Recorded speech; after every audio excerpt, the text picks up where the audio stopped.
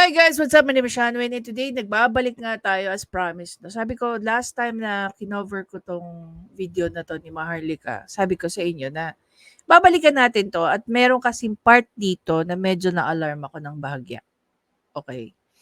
So, even before we proceed with the video, bigyan ko lang kayo ng quick overview. So basically dito sa part ng video na to ni Maharlika, sinasabi niya na lumapit sila kay Raffy Tulfo in action at nagbayad sila ng 180,000. No? Nabanggit pa nga ang pangalan dito ni Attorney Tongol. Tungol ba? Tongol. Anyway. So, si Attorney Garrett. No? Kasi sabi niya, jowa daw ng anak. Asawa po. So, in a snap, inisip ko, baka acceptance fee ang 180,000. Okay? Given the benefit of the doubt. Pero may sinasabi rin dito si Maharlika na part ng kanilang agreement na pag ito daw kanilang nirereklamo ay hindi makipag-settle, no? Out of court settlement ang ginagawa nila. Iaangat daw nila sa Raffy Tulfo in action. Okay? Unfortunately, hindi daw pumayag itong hindi daw nakipag-settle itong si kalaban nila, no? Ngayon, yung other part ng kwento niya, hindi ako interesado. Mas naging interesado ako. Bakit magre-resort si Attorney Tongol or Tungol na instead na mag-file siya ng kaso, no, sa mga proper courts, ang gagawin niya, iaangat niya sa RTIA. For what? Tara, pakinggan natin ngayon si Maharlika. Kasi para sa akin, itong part ng kwentong to, may nava-violate na Code of Professional Responsibility ng isang lawyer. Nilapit ako, may nilapit na problema sa kanya. Nagbayad pa kami. Okay? Hingi lang ako ng permiso dun sa taong, hindi ako actually, sa kaibigan ko. Eto, Senator Tulfo, inahamon kita. Lumapit kami sa inyo dahil akala namin mabilis ang aksyon. Nagbayad yung kaibigan ko ng 180,000 sa abogado ninyo, dyan kay sino yan? Yung, anong abogado na yan? Si Tungol. Yung jowa ng nagbayad kami ng 180,000 para asikasuhin nyo yung problema at ipinangako nyo sa amin. Meron na akong ebidensya niyan. Hindi lang muna natin pangangalanan yung involved na tao dahil hindi ako nag-ask ng permission. Kasi personal knowledge ko. Anong ginawa ninyo? Sinabi nyo, pinangakuan nyo itong kawawang biktima na kasama dun sa binayad namin na niya pala. Hindi ko kasi kaso niya yon. Binayad na kapag hindi umubra yung mga settlement dun sa mga involved, ipapa-ere nyo sa Tulfo. Pero ano ang sabi ng mga tao mo? Kaya nanggigigil ako eh. Kaya kilala ko ang mga hilatsa ng mga bituka ninyo. Anong sabi ng mga tao mo? Ay, hindi po pwede yan sa Tulfo in action kasi hindi po magba-viral yan. See? Kasi ang kalaban nitong nagrereklamo ay scammer na may kakayahan din. Okay? Na lumaban kahit na sinungaling. Yan po, you have to know mula sa akin na itong si Senator Tulfo, Raffy Tulfo in action, kaya nawala na ako ng gana sa inyo. Okay, guys. Diyan sa sinabi ni Maharlika, kung totoo man yung sinasabi niya, ha? And by the way, guys, this is just for academic purposes lang. Discussion, rather. I just want to understand kung yung nangyari ba kay Maharlika and friend, kung naba-violate ba ang Rule 1.02 ng Code of Professional Responsibility ng mga lawyers. Ayon nga dito sa Canon 1, a lawyer shall uphold the Constitution, obey the laws of the land, and promote respect for law and of legal process. Under Rule 1.02, a lawyer shall not counsel or abet activities aimed at defiance of the law or at lessening confidence in the legal system. Okay. So, ano first question natin? Tama ba, no? Or proper ba yung sinasabi daw di umano ni Attorney Tungol kila Maharlika na pag hindi nag-agree itong sila yung kalaban nila o nirereklamo nila sa out of court settlement, iaangat na lang sa Raffy Tulfo in action. As we all know naman guys, 'di ba? It's a default thing. Na pag inangat ang isang issue na na napapanood sa RTIA, instant ano 'yan trial by publicity. 'Di ba? Paulit-ulit na rin nating sinasabi na mismong si Idol ayaw nga daw di umano niya magamit ang kanyang programa para may mapahiya lang ng mga tao. 'Di ba? Kunyari totoo. Paniwalaan na lang natin na yung talagang intention niya. So syempre itatag din natin si Attorney Claire at si Attorney tawag dito, si Attorney Libayan kung ano rin ang para sa kanila dito, 'di ba? Kung tama ba na ang isang out of court settlement instead na i-file as a case sa mga proper courts, ang gagawin iaangat sa RTIA. Okay, para nga naman magkaroon ng trial by publicity. Ngayon, isa rin na pwedeng maano rito si Maharlika kasi merong may part din ang lawyer-client confidentiality.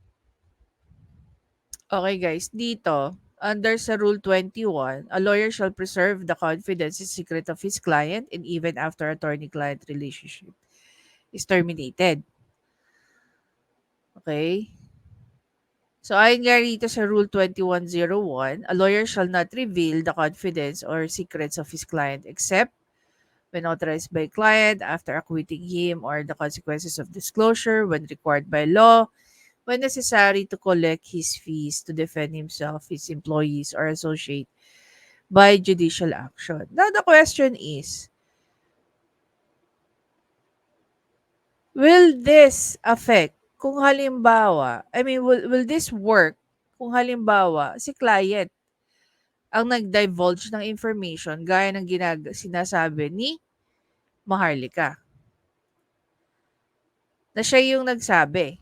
Kasi guys, hindi naman necessary na nagkaroon kayo ng kaso. The mere fact na once na pumasok ka or nagbigay ka ng legal advice, this is as per my professor ha. Once na nagbigay ka ng legal advice sa iyong client,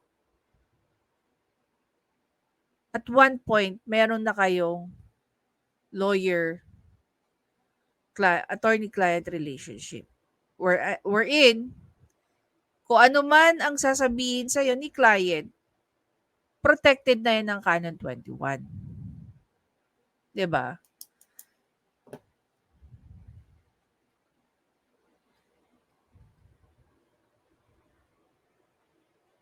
So, we're not sure, no?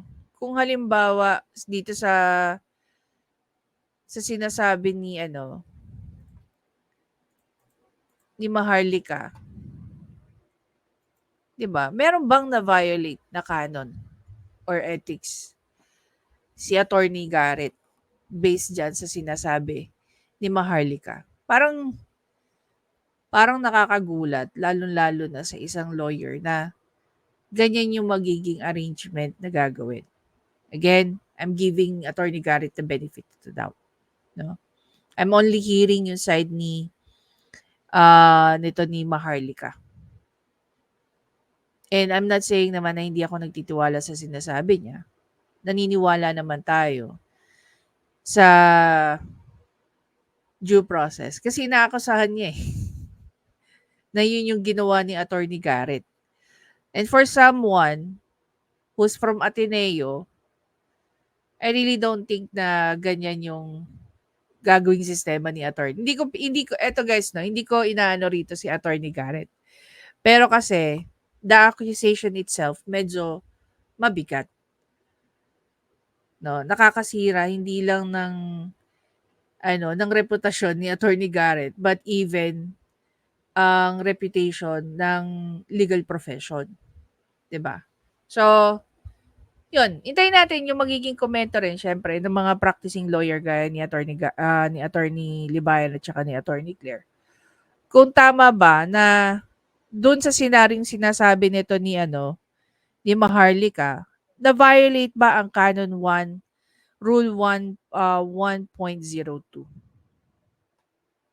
'di ba? Ngayon, 'yan nga sinisingil nga ni Maharlika yung 180,000, abay humanap ka rin ng abogado. Paano mo masisingil masisingil sa kanila 'yan, base sa sinasabi mo hindi naman nakatulong, 'no? Wala naman naging resulta, 'di ba? Tsaka ang tanong diyan, kailan pa ba nangyari 'yan? Matagal na ba 'yan, bago lang ba 'yan or what? Siyempre kung ikaw hinahamon mo si Idol, pakitaan mo rin kami ng resibo. Sabi mo may ebidensya ka nga diyan, pakitaan mo kami na meron nga kayong naging ganyang transaction, 'di ba? Kasi kung totoo man 'yan, hindi po proper yung sinasuggest or yung naging arrangement, 'no? Anyway guys, I don't know, kayo na lang tanungin ko, sa tingin niyo ba totoo 'tong sinasabi ni Maharlika na nanghingi ng 180,000 para sila itulungan at kung hindi nag-prosper or hindi naging positive or affirmative yung result, iaangat nila sa RTIA. Unfortunately, hindi pumayag ang mga taga-RTIA kasi nga hindi daw magba-viral. 'Di ba? Dapat ba doon ang punta o dapat ba sa mga korte? Anyway guys, again, enjoy your long weekend. Doon po sa papasyal sa mga sementeryo, kindly make sure na hawak-hawak niyo po yung mga anak ninyo, no?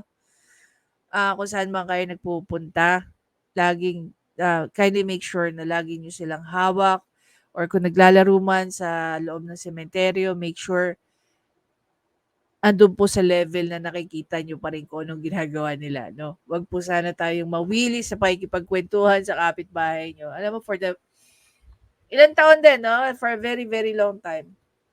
Lagi kami nandyan sa Marikina. Diyan po kasi dati nakalibing yung lola ko at saka yung tito ko sa Loyola, Marikina. Tapos naging barkada na namin yung mga kapitbahay namin. Yung kapitbahay namin mga nicho, 'di ba? Ayun. Masaya, masaya yung pagpunta-punta namin. Ngayon, well, actually, nakapunta na kami sa lola ko yesterday. So, nagsama-sama kami magpipinsan. Kasi naman, yung parents, no, yung uncle ko, na kapatid ng mami ko, doon nakalibing. Yung pinsan ko, doon nakalibing. Yung tito ko, sila magtatay, doon nakalibing. Lola at lolo ko, doon din nakalibing. So, nagiging mini reunion namin yung pagpunta-punta ng cemetery pag-undas. Anyway guys, again, maraming salamat. Please don't forget to subscribe, like, and comment. At i-share nyo na rin. Kung kayo po ay isang law student, what can you say about this? Shoutout pala kay Mang Temyong. Ano yung mo rito? Ano yung thoughts mo dito?